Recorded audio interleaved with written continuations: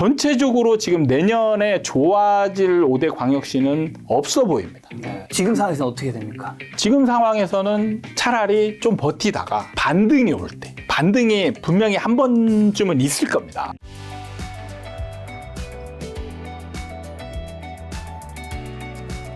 지금까지 이제 무주택자분들을 위한 질문이었으면, 자, 그러면 이제 1주택자분들은 어떻게 해야 됩니까, 지금? 많이 늦었어요. 그러니까 제가 굉장히 강조를 했었는데 2021년에 무조건 팔아라. 올라갈 때 팔아라. 예. 이렇게 얘기를 했는데 그거를 사람들이 경험이 없으니까 이해를 못해. 근데 이제 경험하시는 분들은 이걸 경험해서 다음에는 시행착오를 겪지 않아야 되죠. 무조건 올라갈 때 팔아야 됩니다. 왜냐하면 매수세가 없어져요. 그러니까요. 매수세가 없어지면 올라간 거는 기분만 좋은 거에 불과한 게 되는 거예요.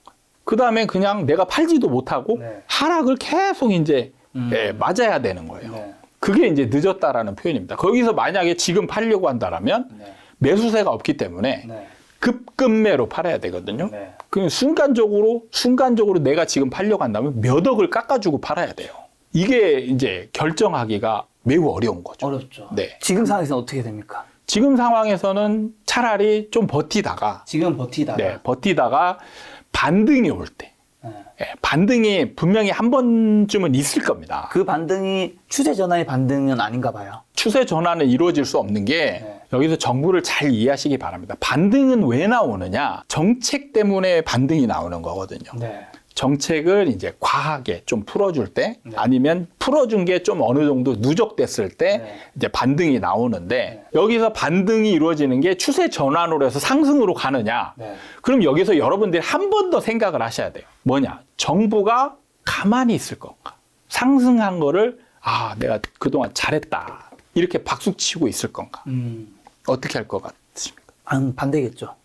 정부는 다시 규제를 묶을 수밖에 없습니다. 상승으로 가면. 그러니까 이건 필연인 거예요. 그러니까 반등으로 끝날 수밖에 없는 게 상승으로 가면 규제를 묶고요. 그 다음에 그냥 저절로 반등해서 끝나면 정부는 가만히 있으면 되니까 그걸로 끝난다는 거죠. 그래서 필연이기 때문에 여러분들은 이때 상승이다라고 환호성을 지를 게 아니고 매도 관점을. 어쨌든 지금 1주택자분들은 팔기에는 늦었기 때문에 지금은 버텨야 된다. 자, 그럼 영끌에서 집을 산 분들은 사실 치솟은 이자가 굉장히 부담스러울 거고 내년에도 어쨌든 또 이자가 오를 테니까 좀 더 부담스러울 텐데 더군다나 또 집값이 얼마나 더 떨어질지 몰라서 사실 패닉에 빠지신 분들 많잖아요. 그러면 이분들은 뭐 던져야 될 수도 있을까? 어떻게 하세요? 제일 어려운 분들이죠, 이분들은. 말씀드리기가 참 어려운데 이제 본인들이 결정을 해야 됩니다. 버틸 거냐? 그러니까 사실 오래 버티면 다시 올라갈 수도 있어요. 근데 이제 문제는 그 오래 버티는 거를 이런 이자 감당을 하면서 버틸 수 있느냐의 문제인 거예요. 그래서 실거주는 괜찮다. 이게 정말 저는 위험하다라고 생각을 하는 게 이런 상황인 거죠. 버틸 수 있느냐. 그러니까 내 원금을 넘어서는 구간까지 올 때까지 버티는 게 이제 관건이거든요. 그럴 자신이 있는 분들은 버티되 어려운 구간들이 있잖아요. 계속 하락할 거니까 하락하면서 이자 부담은 생기고 그럴 거니까 이때 이제 마음을 진짜 단단히 먹어야 되는 거예요. 마음 단단히 먹지 않고 그냥 어떻게 되겠지라고 한다면 여러분들은 반드시 중간에 위기가 옵니다. 그래서 이제 집을 중간에 던지는 상황이 거의 100% 올 수 있어요. 그렇기 때문에 마음을 굳건하게 먹고 비용 어떻게든 줄여야 되죠. 이자 부담이 커지니까 내 생활비가 이제 줄어들잖아요. 그러면 이제 진짜 줄이는 수밖에 없는 거죠. 버티려면. 생활비 줄여야 되고 그 다음에 이때 진짜 조심해야 될 게 부부, 가족 간에 자극적인 말을 절대 삼가셔야 됩니다. 그러니까 이 말이 가면 상대방이 어떤 반응이 오겠구나라는 걸 예상하고 말씀을 하셔야 돼요. 예를 들면 뭐 너 때문에 집 샀잖아. 그렇죠. 이런 얘기 절대 하면 안 됩니다. 이 얘기는 싸우자는 거예요. 싸우자는 거기 때문에 근데 이걸로 한번 싸우기 시작하면 이제 끝이 없어요. 그러면 버틸 수 없습니다. 매일 가서 싸우는데 어떻게 버팁니까? 그래도 가족이라도 화목해야 어려운 상황을 서로 힘을 합쳐서 버티는데 싸우면 못 버티죠. 그러니까 서로 감정을 자극할 만한 내용은 절대 얘기하시면 안 되는 거죠. 소장님도 아시다시피 제가 작년에 집을 샀잖아요. 그나마 다행인 거는 저는 싸울 사람이에요. 그나마 저한테 뭐라고 할 사람은 없는 거죠. 네네. 아직 자식과 와이프가 네네. 없기 때문에 네. 적어도 너 때문에 저 혼자 그 할을 다스리면 된다. 그렇죠. 나 때문에.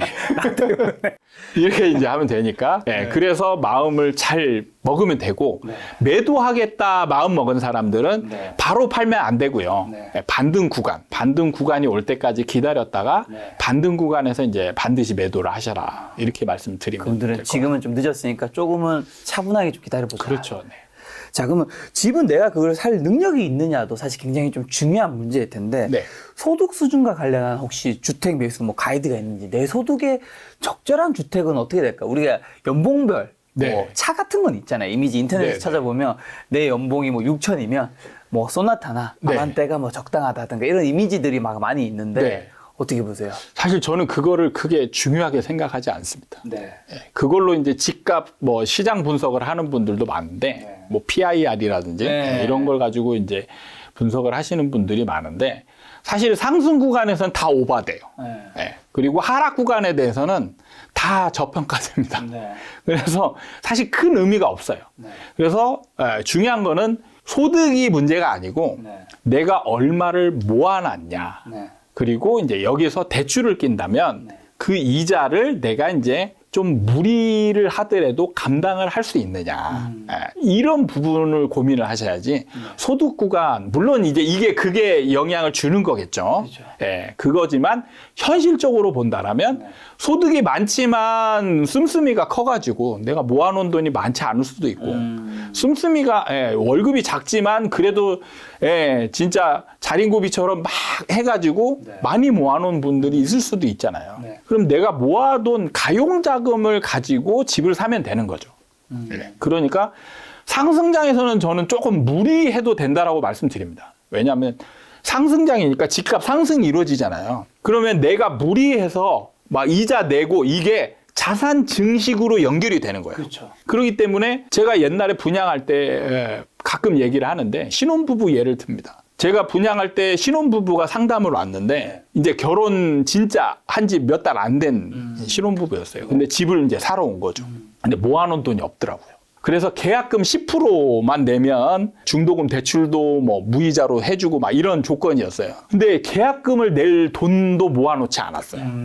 그래서 상담을 하고 집값이 올라가는 것까지는 동의를 어느 정도 했어요. 네. 해가지고 가계약이라고 이제 가계약을 하고 좀 집에 가서 고민해보고 2, 3일 뒤에 오겠습니다 하고 갔어요. 그 3일 뒤에 왔는데 저희 안타깝지만 돈이 없으니까 해지하겠습니다.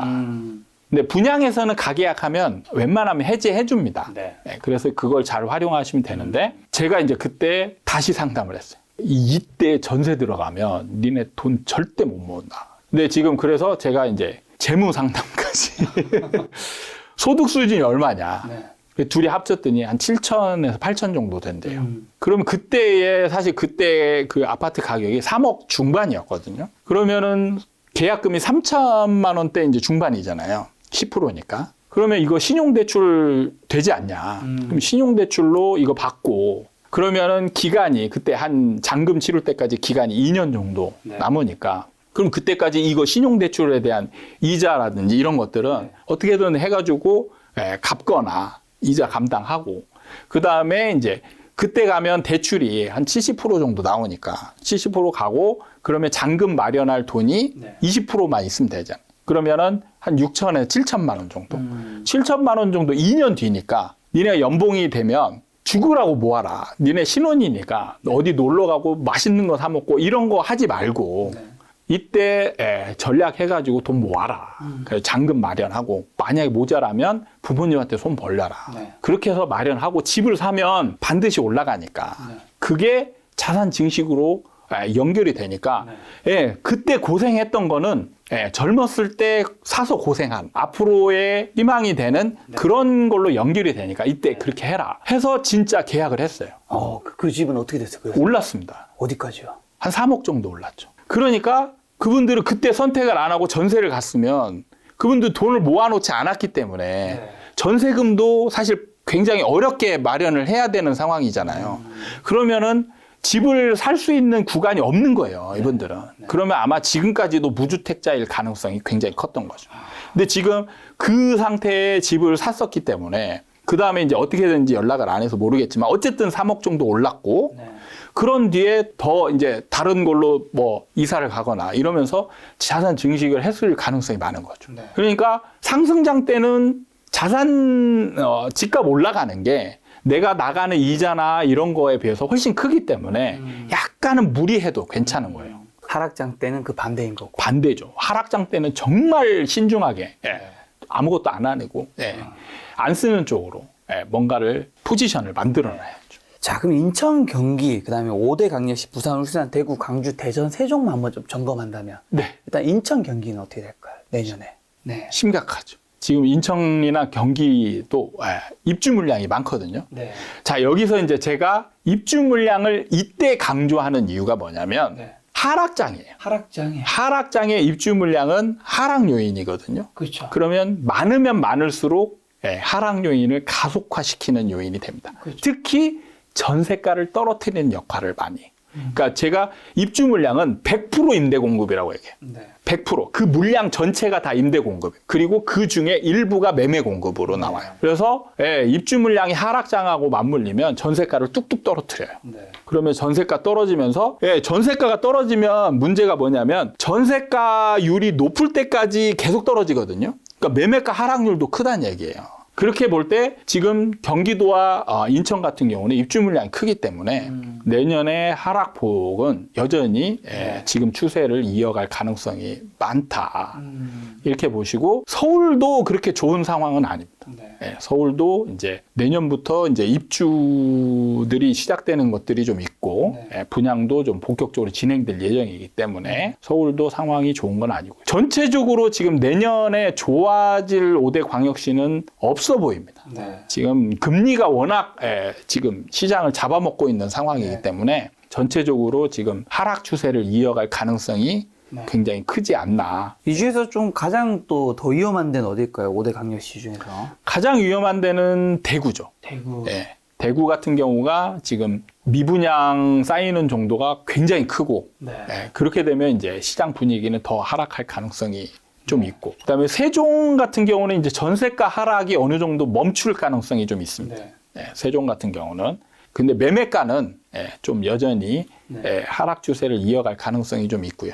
그래서 뭐 사실 크게 뭐 더 뭐 위험하다 아니면 더 좀 더 낫다 이런 걸 구분하기도 어려울 정도의 지금 시장 상황이라고 보시면 됩니다. 주식에서는 사실 이 매수 타이밍만큼 또 중요한 게 매도 타이밍이잖아요.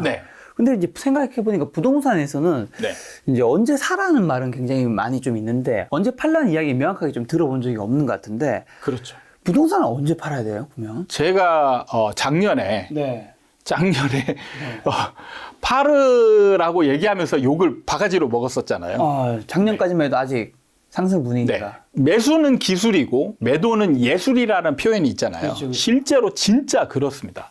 그러니까 전문가들이 쉽게 매도를 얘기하지 못하는 이유가 매도 타이밍을 잡기가 어려워요. 그리고 문제는 뭐냐면 제가 강조하는데 매도는 99% 후회하게 돼 있어요. 매도를 하고 만족하는 사람은 1%밖에 안 돼요. 꼭대기를 딱 찍은 사람. 그렇죠. 그 외의 구간은 좀 일찍 팔았다.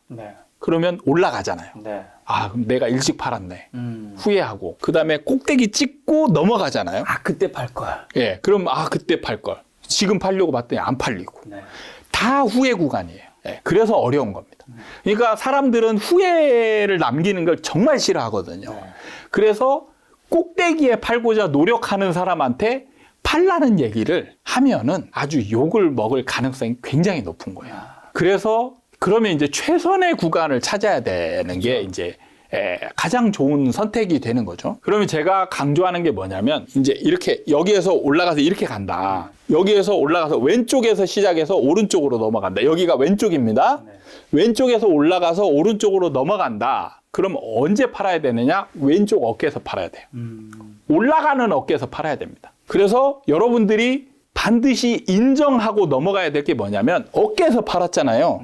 그럼 머리 구간은 올라가죠. 이 올라가는 구간을 그냥 여러분들은 인정하고 무시할 수 있어야 돼요. 근데 일반인들은 그거를 참을 수가 없어요.